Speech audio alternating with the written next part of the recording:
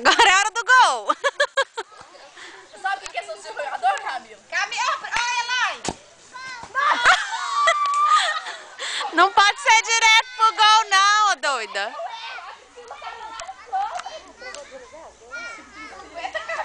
Faz uma jogada boa aí pra nós mandar pro Faustão, bola murcha. Tem que fazer o bola murcha, gente. Pelo amor de Deus aí. Ou bola cheia.